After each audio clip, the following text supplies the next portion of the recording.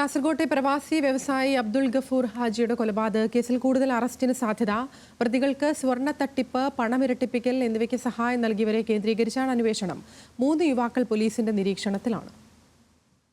സ്വർണ്ണമിരട്ടിപ്പിക്കാമെന്ന പേരിൽ കാസർകോട്ടെ പ്രവാസി വ്യവസായി അബ്ദുൾ ഗഫൂർ ഹാജിയിൽ നിന്നും സ്വർണവും പണവും കവരുകയും തിരിച്ചു ചോദിച്ചതിന് പിന്നാലെ കൊലപ്പെടുത്തുകയും ചെയ്ത കേസിലാണ് പുതിയ കണ്ടെത്തലുകൾ.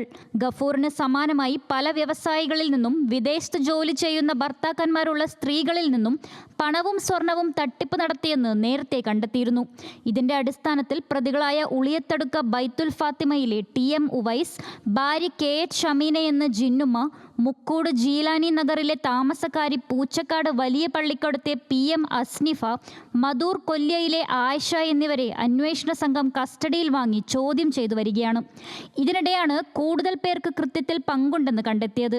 തട്ടിയെടുത്ത സ്വർണം പണയം വയ്ക്കാനും പണം പിരിക്കാനും 3 യുവാക്കൾ സഹായിച്ചെന്നാണ് കണ്ടെത്തൽ. പ്രധാന പ്രതിയായ ജിന്നുമ്മയുമായി ഇവർ ഫോണിലൂടെ നിരന്തരം ബന്ധപ്പെടാറുണ്ടെന്നും പണമിടപാട് നടത്തിയിട്ടുണ്ടെന്നും അന്വേഷണ സംഘം കണ്ടെത്തി. അക്കൗണ്ട്സ് വിവരങ്ങൾ ഉൾപ്പെടെയുള്ള വിവരങ്ങൾ അന്വേഷണ സംഘം ശേഖരിക്കുകയും ചെയ്തു. എന്നാൽ കസ്റ്റഡിയിലുള്ള പ്രതികൾ അന്വേഷണവുമായി സഹകരിക്കാത്തത് തിരിച്ചടിയാകുന്നുണ്ട്.